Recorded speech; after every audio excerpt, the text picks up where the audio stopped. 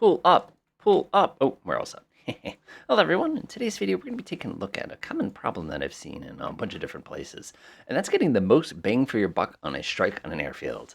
Now, when a lot of people think of a strike in an airfield, they try to approach things kind of the traditional, let's build an individual strike mission. We'd come in here and grab this little group and assign one strike mission here, or we'd assign one strike mission here, and we kind of work our way down. Some other folks, what they would do is they could come in here, hit the good old-fashioned Control F11 key, strike this, go switch this over to land strike or something like that. I'm going to shut monthly mission off for a second here. You grab everybody like that. You come to 96 targets. You'd go ahead and remove them like that. You go to mission settings. You'd come in here and you would definitely do independent action here. Really, really, really important that you do the independent action, because if you don't do that, you run into a problem where basically everybody is going to strike the same target, which is what you don't want. So, you'd come here. Let's see, we'll do a 30-second separation. We'll do a pretty compressed approach here. And you can click off axis attack here. That doesn't make that big a difference.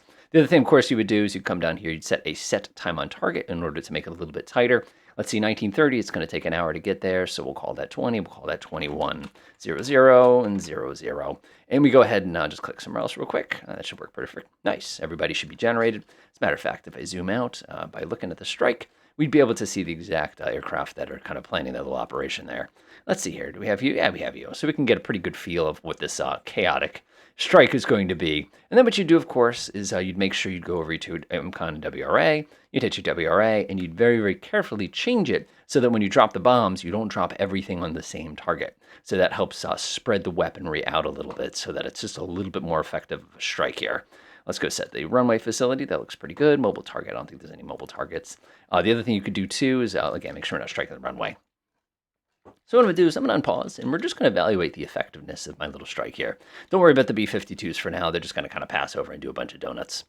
All right, let's see here. Actually, what we could do is we could go double check what our ATO says the actual takeoff time is. That would have been smart on my point.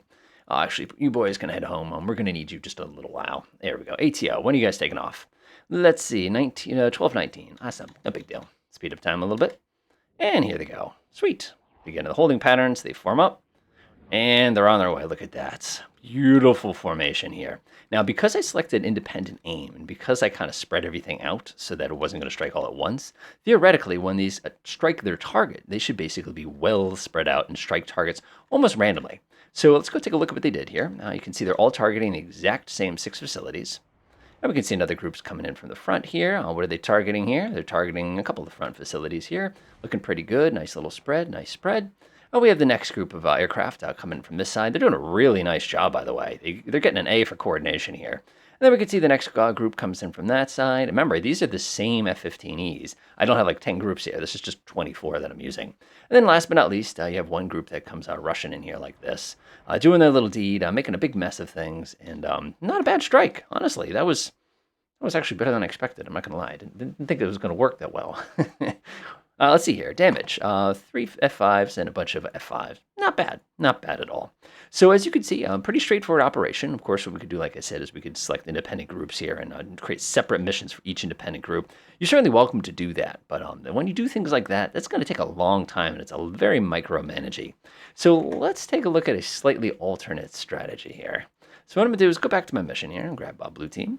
Press OK, and I'm going to grab myself my B-52s. Now, I'm going to be using B-52Ds today because I like to have a little bit of fun. And to me, the correct B-52 is the B-52D. So I'm going to grab a total of 4 of these. I'm going to go ahead and point them in the general direction of the target. And what I'm going to do is, instead of letting them go willy-nilly, I'm going to go ahead and pause here. Let me show you what I mean by willy-nilly. Do you see how they've kind of put themselves in this kind of little tight formation here? Is what I'm going to do is I'm going to make them into a slightly wider pattern. Now, if I press the 9 key, and now you can actually kind of see how wide their targeting zone is versus the targeting size of our actual target we're going to be hitting, this is actually a pretty darn good pattern to use here. What I've seen some people, what they'll do is, let me show you. Come in here, you can hit the F4 key, go ahead and pause, is what they'll actually do is take the individual aircraft and they'll set their positions to basically be on top of the aircraft that's in the lead. So basically you're acting this entire unit as one complete unit. So let's go ahead and unpause real quickly there. So what they're going to do, especially if I cheat and use move, see how they're like this, making this nice tight little cluster here? This is exactly what I want. So what I'm going to do now is I'm going to press Shift F1. I'm going to go ahead and click on Creech Air Force Base here.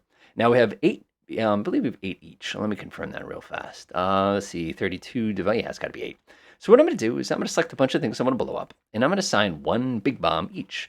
1, 2, 3. Let's see this. 4, 5, 6, 7, 8. So I'm going to go ahead and come down here, select the weapon, allocate, just like that. Come over here to this one. 1, 2, 3, 4, 5, 6, 7, 8. Go ahead and allocate. Go to the next group of targets. 1, 2, 3, 4, 5, 6, 7, 8. Obviously, we got to switch to the next B-52. Allocate. And then, of course, I'm going to grab the last group. 1, 2, 3, 4, 5, 6, 7, 8. Sweet. Go ahead and grab this one here and go ahead and allocate weapons. Looks pretty good to me. Sweet. Awesome. Let it rip. So now what I've done is I've allocated a separate bomb target for each bomb on board. Now, I'm not a bombardier, but I can tell you I have just given this person a workload that it's a legendary amount of workload here. And keep in mind, we're at pretty high altitude. Speed up time just a little bit. So we're approaching our target range. Looking pretty good, looking pretty good. We're going to overfly it. Remember, concentrating and stand by for a mess of explosives. Notice they're coming out at all sorts of silly angles at all sorts of strange times here. So now what I'm going to do is I'm going to order them to circle the base. I think we didn't drop everything. You never get them all in one pass, especially if it's a big airport. But what I did do is, if you look carefully, is it's about to make a really big mess of this airport here. Remember, these are just Mark 84s. This is about as many as I dropped with those pinpoint F-15Es a few minutes ago. The only difference is each one's been independently targeted. Who needs ballistic missiles when you got a B-52? Now, keep in mind, I still have a couple bombs to drop here, so I'm going to let them kind of do that real fast. He's going to drop his last couple. I don't think he had any other ones. Oh, a little more speckle. And don't worry about the accuracy, by the way. These are just unguided bombs. Bomb. All right, folks, you have done a beautiful job. Please RTB. And let's see how unsuccessful we were. Now remember, we killed about, what was it? I'm going to call it between 6 and 9 last time. So let's see what my unguided, not tactical B-52s were able to achieve here. So we're looking at 6 F-5Es, 3 F-5Es, and another 9 TF-16s. So we have essentially doubled our effectiveness for half of the ordnance. Now, the reason this is so interesting is because when you do strikes with those F-15Es, there's nothing stopping you from doing that as well. And what I actually see people do is something that looks a little bit like this. So what we're going to do is we're going to come over to this little place where those handy-dandy F-15s. We go ahead and press F6 here. I'm going to grab all the F-15s. I'm going to click on the Launch as Group button. So what is this going to achieve? Well, this is going to be kind of amusing. So give it a couple moments. They're going to sit there circling pretty viciously for a little while here because they have to get 24. And I'm going to go ahead and lock on my target here. Now remember, I have almost 3 times as much explosive potential here. So that's pretty significant. So we're going to stack the deck a bit here. I'm going to order everybody to drop down to a little bit lower altitude here.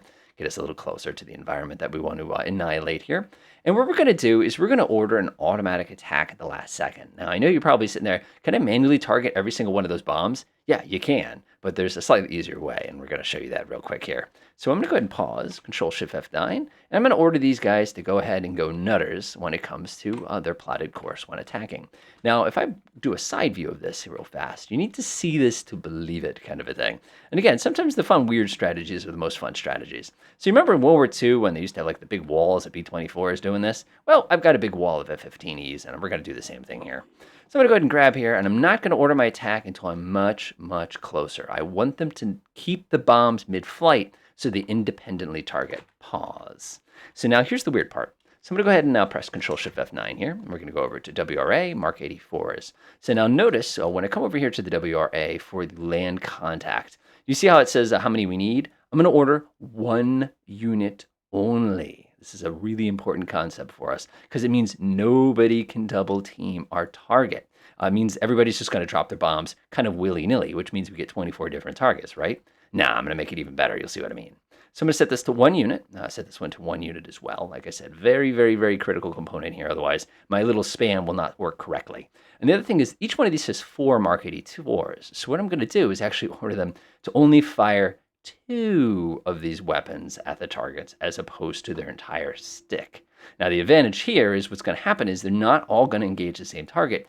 And this is where it gets absurd, they're not all going to be allowed to fire at the same target. So I'm going to press F1, and I'm just going to go ahead and do a standard attack. Go ahead and unpause there. All my F-15s are now going to start randomly targeting.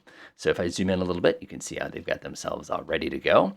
They're going to start closing in. Now notice they're staying mostly clumped together. This is a desirable characteristic for this silliness here. But also notice each one's starting to pick, different targets. Some of them are starting to lose altitude. I'm actually going to set you to auto here. Unfortunately, all of these chaps decided to lose a bunch of altitude. We could have manually overridden. So now watch what happens. When those bombs get airborne, they're still in the air, meaning nobody else are allowed to attack those other targets. So now, as each one starts to deposit its bomb, since the other bombs are still airborne, they're not allowed to continue their attack until such time that everything has been deployed. So I'm going to go ahead and press F1 here. Unfortunately, these guys are going to go a little wide, but that's okay. So now notice I had maximum spread on that strike. I had people attacking in almost every possible direction here. So they're going to come swinging back in here. They're going to start lining up for their attacks, and then they're going to start dropping the second round of bombs. Now, keep in mind my timing was a little off here, but unfortunately, I'm not going to go back and play with it too much. This is a pretty straightforward demonstration when you watch it. Now, look at that. Notice how beautifully spread out the attacks are. They are everywhere throughout this base. And I've only dropped, 2/3 of my bombs so far. I still have quite a few to go. They're going to come swinging around, kind of do their thing. The next group's going to come in. They're going to drop a bunch more. Look at this. Spread out all over the place. They're not grouping up on one particular target. The next round comes in. They start speckling the place. Again, spreading it out real nice. They head back to base. All right, so let's take a look. Your expected numbers here, we have to beat something like 12. What was it? It was a 20, no, it was 15. So we got, let's see, 3, 6, 7, 18. 18, oh my gosh, we almost got every single aircraft. So hopefully this video was helpful as far as seeing how you can manipulate the WRA a little bit and kind of play. Keep in mind in the real world, they shoot back at you, so you can't sit there and leisurely plink away. But at least you're able to see the whole idea that you can't just waste all your bombs on one target, and you don't have to go nuts with the micromanagement of each individual target. Enjoy.